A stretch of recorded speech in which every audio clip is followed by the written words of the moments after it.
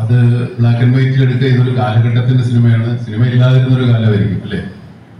Cinema ഇല്ലാതിരുന്ന ഒരു കാലത്താണ് ഈ സിനിമ നടക്കുന്നത്. അതുകൊണ്ട് ഞങ്ങൾ ബ്ലാക്ക് ആൻഡ് വൈറ്റ് ആക്കി എന്ന് വേണമെങ്കിൽ പറയും. അതുമല്ല, ബ്ലാക്ക് ആൻഡ് വൈറ്റ് പുതിയ തലമുറയ്ക്കൊട്ടും അനുഭവിച്ചിട്ടില്ലാത്തൊരു സംഭവമാണ്. അതുകൊണ്ട് അതൊന്നും കണ്ടറിയാം. പിന്നെ ഈ സിനിമ അതിന് പറ്റിയ ഒരു സിനിമയാണ്. ഒരു കാലം കൊടുത്തുകൂടെ ആളുകളിലേക്ക് സത്യസന്ധമായി മനസ്സിലാക്കാനോ അല്ലെങ്കിൽ അവർക്ക് ഫീൽ ചെയ്യിക്കാൻ തോന്നുന്നത് കൊണ്ടാണ് കുറച്ചുകൂടെ പഴയ കാലത്തെ ബ്ലാക്ക് ആൻഡ് വൈറ്റ് എടുത്തത്. നമ്മളിപ്പോഴൊക്കെ ഫ്ലാഷ് ബാക്ക് കാണിക്കുമ്പോൾ ബ്ലാക്ക് ആൻഡ് വൈറ്റ് കാണിക്കുമായിരുന്നു ആദ്യകാലം.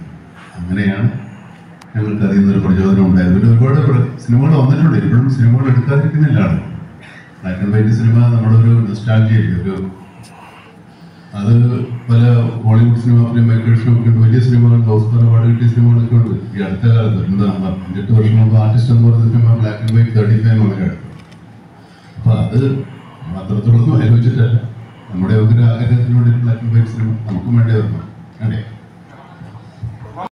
അങ്ങനെ ലക്ഷദ്വീപ് നാണയങ്ങളൊക്കെ ഉണ്ടാവും. പക്ഷെ അങ്ങനെയല്ല. എന്നാൽ നമ്മൾ സാധാരണ കാണുന്ന ദുഷ്ടകഥാപാത്രങ്ങളെ വില്ലനെന്ന് വിളിക്കുന്ന കാര്യം ഉണ്ടായിരുന്നു. എനിക്കതുകൊണ്ടാണ് അടുത്തകാലത്ത് ജനിച്ചപ്പോഴാണ്.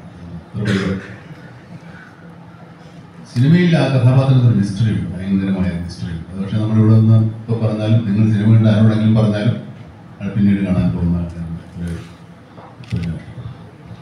വില്ലനോ നായകനോ അങ്ങനെ സിനിമയിലുണ്ടോ? വില്ലനും നായകനും കഥാപാത്രം, അവർക്ക് എല്ലാത്തരം വികാരങ്ങളും ഉള്ളവർ. പിന്നെ ഇത് ധർമ്മം അധർമ്മം അതൊന്നും ഉള്ള സിനിമയാണെന്ന് പറയാൻ പറ്റില്ല. അതൊക്കെ നിങ്ങൾ കണ്ടെത്താം. ഒരു കലാസൃഷ്ടിക്ക് എപ്പോഴും പ്രേക്ഷകനിലാണ് കൂടുതൽ അതിൻ്റെ ആസ്വാദനം കൂടുക. സംവിധായകനോ കഥാകൃത്തോ അല്ലെങ്കിൽ നടന്മാർക്കോ ഉള്ളതിനേക്കാൾ കൂടുതൽ രസം അനുഭവിക്കുന്ന പ്രേക്ഷകൻ. അതുകൊണ്ട് കളയാതെ ചോരാതെ പോവുക എന്നുള്ളതാണ്, നോക്കുക എന്നുള്ളതാണ് സംവിധായകൻ്റെ. അത് നമ്മൾ പരമാവധി ശ്രമിച്ചിട്ടുണ്ട്. പിന്നെ സിനിമ രസിക്കുക എന്നുള്ളത് പ്രേക്ഷകരുടെ കടമയാണ്, അവരുടെ തീരുമാനം.